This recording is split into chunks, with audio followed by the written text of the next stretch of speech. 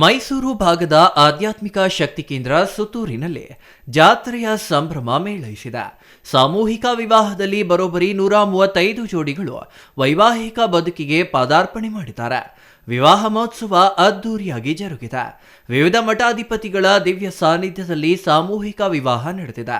135 ಜೋಡಿಗಳ ಪೈಕಿ 4 ವೀರಶೈವ ಲಿಂಗಾಯತ, 84 ಪರಿಶಿಷ್ಟ ಜಾತಿ, 15 ಪರಿಶಿಷ್ಟ ಪಂಗಡ, 21 ಹಿಂದುಳಿದ ವರ್ಗ, 11 ಅಂತರ್ಜಾತಿ ಜೋಡಿಗಳು ಸಾಮೂಹಿಕ ವಿವಾಹ ಮಹೋತ್ಸವದಲ್ಲಿ ಮದುವೆಯಾಗುವ ಮೂಲಕ ನವಜೀವನಕ್ಕೆ ಕಾಲಿಟ್ಟಿದ್ದಾರೆ. ತಮಿಳುನಾಡಿನ 5 ಜೋಡಿಗಳು, 3 ವಿಶೇಷ ಚೇತನ ಜೋಡಿಗಳು ಹಾಗೂ 3 ಜೋಡಿ ಮರು ಮದುವೆಯಾದದ್ದು ಸಾಮೂಹಿಕ ವಿವಾಹ ಮಹೋತ್ಸವದಲ್ಲಿ ವಿಶೇಷ ಗಮನವನ್ನು ಸೆಳೆದಿವೆ.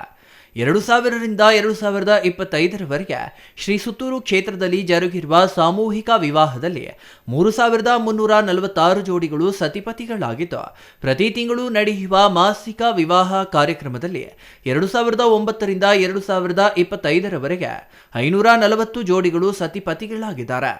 ಒಟ್ಟಾರೆ ಶ್ರೀ ಸುತ್ತೂರು ಕ್ಷೇತ್ರದಲ್ಲಿ ಇದುವರೆಗೆ ಒಟ್ಟು 3886 ಜೋಡಿಗಳು ವಿವಾಹವಾಗಿದ್ದಾರೆ.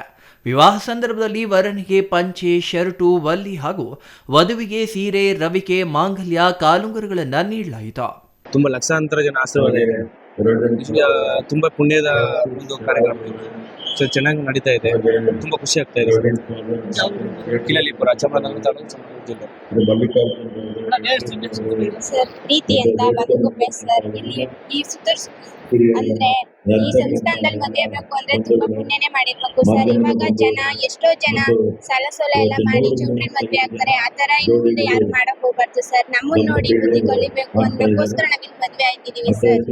ಕಪಿಲಾ ನದಿ ತೀರದ ಸುತ್ತೂರು ಶ್ರೀ ಕ್ಷೇತ್ರದಲ್ಲಿ ಪ್ರತಿ ವರ್ಷ ಪುಷ್ಯ ಬಹುಳ ದ್ವಾದಶಿ ದಿನದಂದು 6 ದಿನಗಳ ಆದಿ ಜಗದ್ಗುರು ಶ್ರೀ ಶಿವರಾತ್ರೀಶ್ವರ ಶಿವಯೋಗಿಗಳವರ ಜಾತ್ರಾ ಮಹೋತ್ಸವ ಪ್ರಾರಂಭವಾಗುತ್ತದೆ. ಮರುದಿನ ತ್ರಯೋದಶಿಯಂದು ಶುಭ ಮುಹೂರ್ತದಲ್ಲಿ ಸಾಮೂಹಿಕ ವಿವಾಹ ನಡೆಯುವುದು ವಾಡಿಕೆ ಇದೆ. ಎಲ್ಲ ವಧುವರರು ಹೊಸ ಸೀರೆ, ರವಿಕೆ, ಹೊಸ ವಸ್ತ್ರಗಳನ್ನು ತೊಟ್ಟು ಬಾಸಿಂಗ ಕಟ್ಟಿಕೊಂಡು ಸುಂದರವಾಗಿ ಅಲಂಕರಿಸಿಕೊಂಡು ಕುಳಿತಿದ್ರು.